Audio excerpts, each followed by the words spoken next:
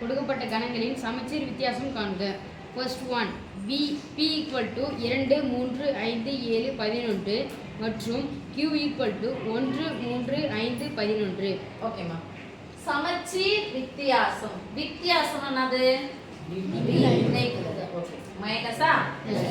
அதுக்கு கணங்கள்ல ஒரு சிம்பிள் போடுவோம். என்னது? டெல்டா. அப்ப சமச்சீர் வித்தியாசம் சமமா என்ன பண்ணணும்? நான் கழிக்கணும்.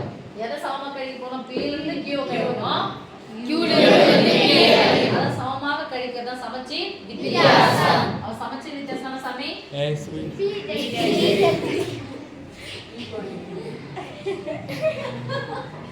p delta q equal to சொல்லுங்க ஃபார்முலா சொல்லுங்க. p மைனஸ் q சேர்த்து q மைனஸ் p. மைனஸ் என்னது?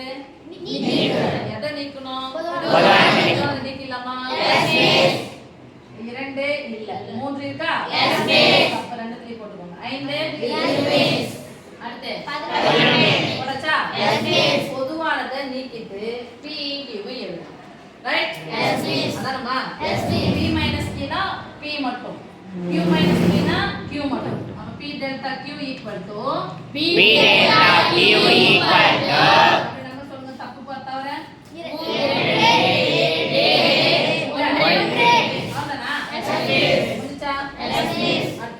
Second one, r equal to l m n o p மற்றும் s equal to j l n q. சமச்சீர் வித்தியாசம் என்ன சாமி? r delta s. சொல்ல மாட்டீங்க. சமச்சீர் வித்தியாசம்னா r டெல்டா s. ஃபார்முலா சொல்லுங்க. r டெல்டா s ஈக்குவல் சமமா கழிங்க.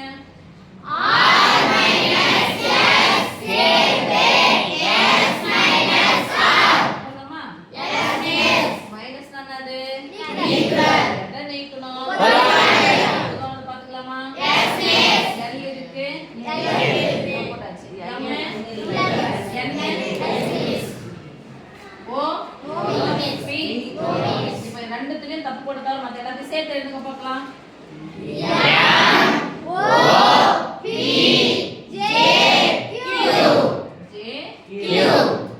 என்னங்க சாமி? r delta s. Third one, x equal to 5 6 7 மற்றும் y ஈக்குவல் டு 5 7 9 10. என்ன வித்தியாசம்? சமச்சீர் வித்தியாசம். சமச்சீர் வித்தியாசம் என்ன சொல்லுங்க?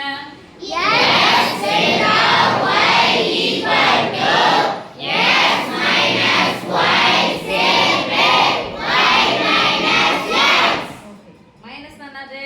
நீக்குது. எதை நீக்கணும்? நீக்கலாமா? 5 மீதி தப்பு போட்டதால மத்த எல்லாத்தையும் சேர்த்து எழுதுங்க பார்க்கலாம். 6